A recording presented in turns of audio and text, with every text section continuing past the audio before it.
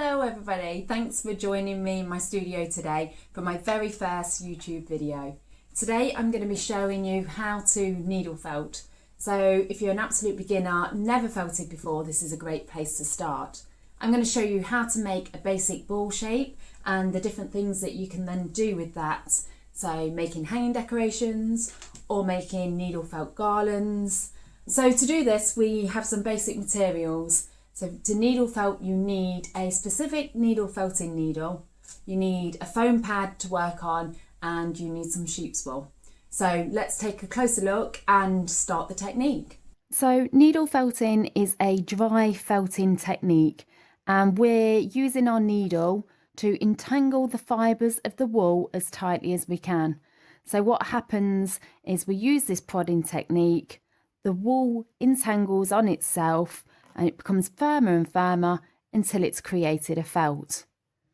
So to do that we need the very important needle. This is a needle felting needle that has a shaped end and slits in the end that are directional. So what's happening with this technique is we are pushing the wool in on itself, and because those slits are directional, when the needle comes back out again it comes out smooth and doesn't pull the fibres back out. So we're pushing them in on each other and they're gradually becoming more and more entangled. So let's quickly chat needles. Needles come in different sizes. I'm using a 36 triangle needle today, and that's a good all-round needle, works really well with the wool that I use. But they come in all different sizes. The higher the number, the thinner the needle. A 38 star is another one that I like to use. There are different types of wool that you can buy. So this I'm using here is called a core wool, and it's great because it's nice and coarse. For beginners felting, a nice coarse natural wool is the way to go. Now the difference between smooth merino wools like this and a nice coarse Bergschaf wool like this, for example, means that the fibres will entangle together so much easier on the coarse wool and make things much easier for the felting technique, especially for the beginner.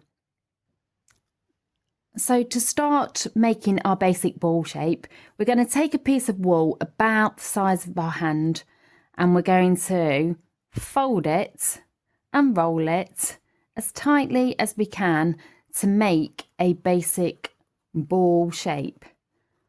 We're going to pinch it tight and hold it together on our foam mat. So I'm going to hold it something like that. So also to mention, my foam pad is just a piece of upholstery foam. Now you can buy other types of felting pads, but I've always used felting the upholstery foam because it's been readily available to me and it just works really nicely and it's what I'm used to. Then I'm going to take my needle and I'm going to start the prodding technique. So here we can see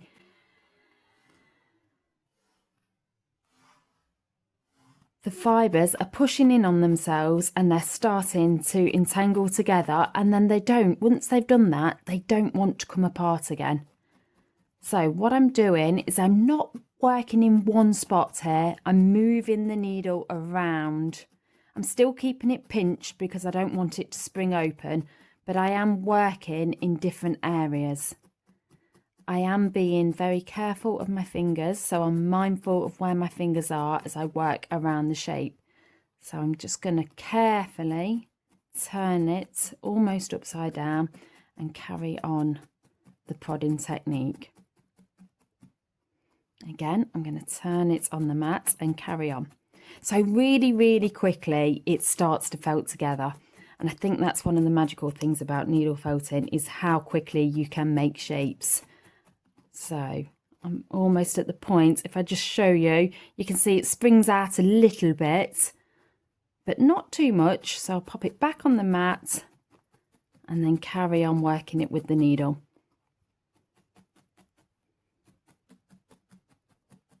I'm holding the needle like that, and it's just a comfortable way for me to hold.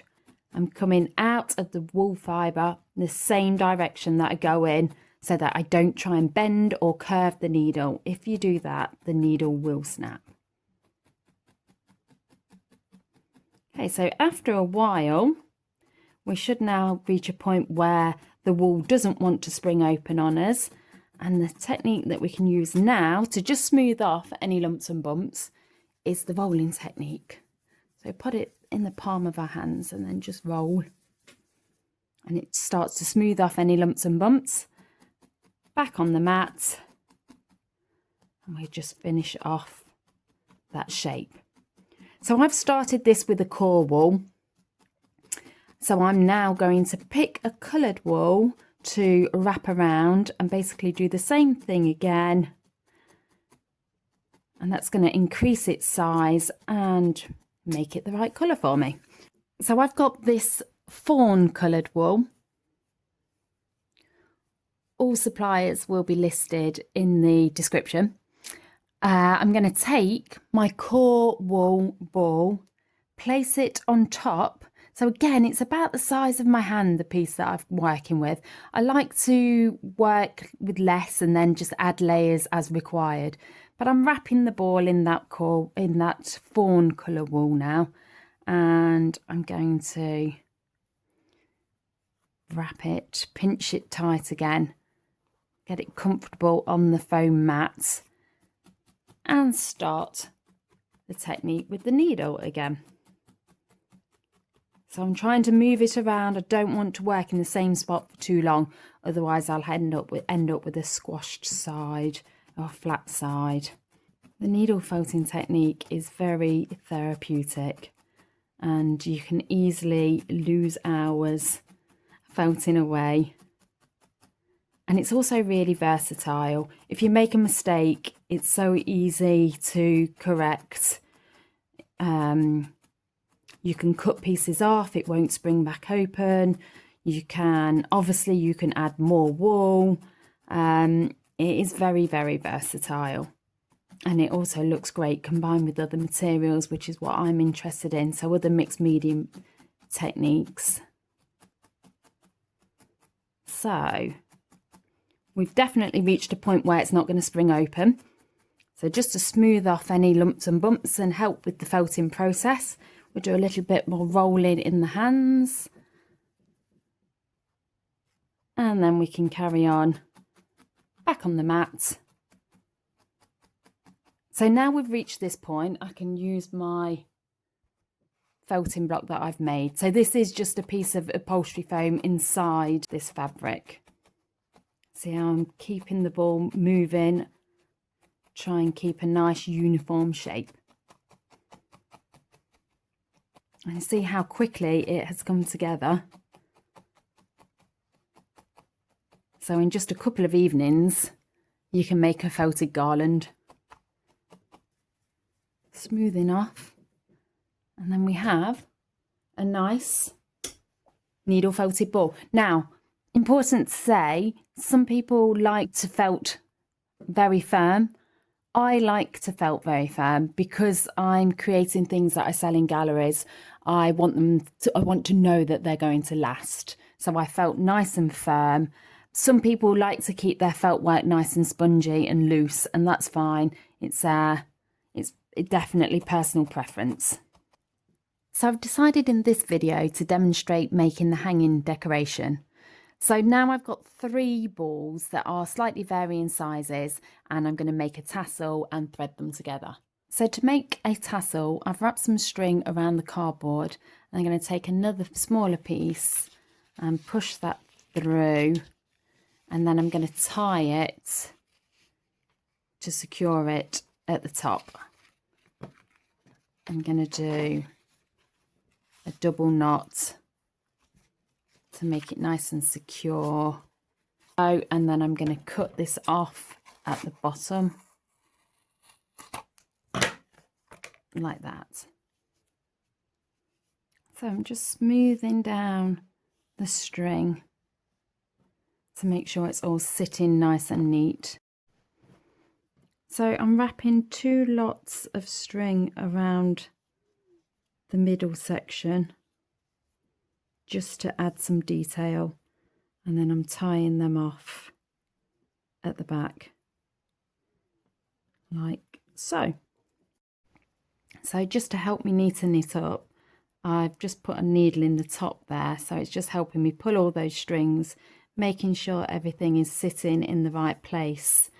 And then when I'm completely happy, I can cut off any excess strings.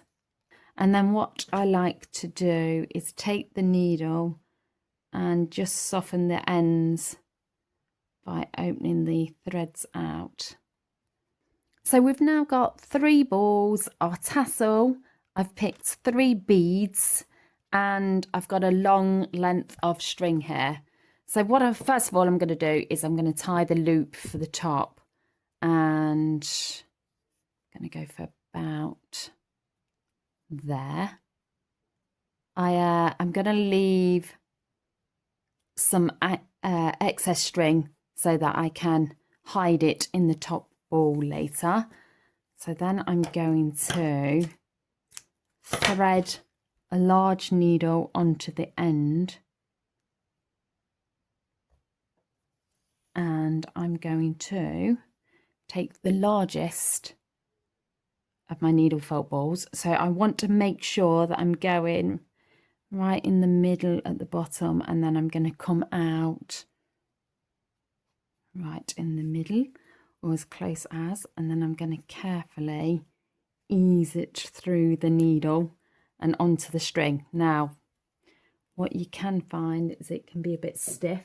If so, you can use some pliers to help pull it through. And remember, if you need to, you can always get the needle and refine any shapes if it's slightly got squashed in the process. And then I'm going to take the next ball and do exactly the same again. So find a nice midpoint at the bottom and then bring it out somewhere in the middle there. And then same again. If it's proving to be a bit stiff, try some pliers. So you need a needle that is big enough, has a big enough eye to thread the string, but it does get a little bit tough when it comes to going through your felted wool. Okay, and last one. Ease it through. Okay. And then we should have something like this. Now spacing, obviously, it's up to you how widely you space them. So after the 3 balls, I've gone for 3 beads. So 1, 2, 3. And then the final thing is to thread on the tassel. Now, I really want to have a look at the spacing before I commit to where I tie this off. I think something like that looks great. Okay, so now I'm going to tie a knot at the end here just to secure. And then once I've done that, I can then thread this excess through the tassel. And then it just becomes another thread. So to make sure it sits nicely. And then I can take that off, cut it to the right length. And we're almost there. All we need to do now is thread this excess string into the largest felt ball. So I've gone needle first because my thread's not that long. Thread the needle, and again carefully, pliers if required.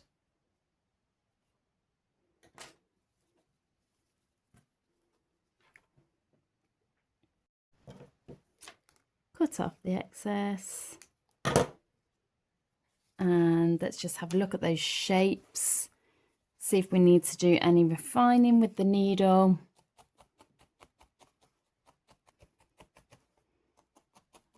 Making sure you're happy with each one.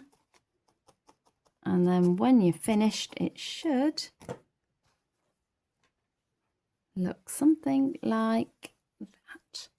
Even from a very basic needle felting technique, you can make some really nice things for the home. So let's go pop them in place and see what they look like. And there they are.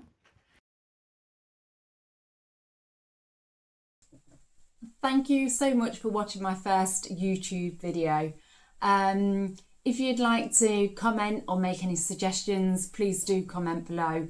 Or if you'd like to like or subscribe to see more how-to videos and see the techniques that I use in my work, that would be great. Just one final note on needle felting. If anybody's really struggling with a kit out there, when people come and do the courses here in my studio, it often transpires the people that are struggling with the kits is because of the type of wool that's been supplied. So remember, for beginners needle felting, you really want a nice coarse textured wool. It comes together really easily. It's so much easier to shape, and hopefully you'll fall in love with the technique just like I have. I'm Alex McQuade. Thanks for watching.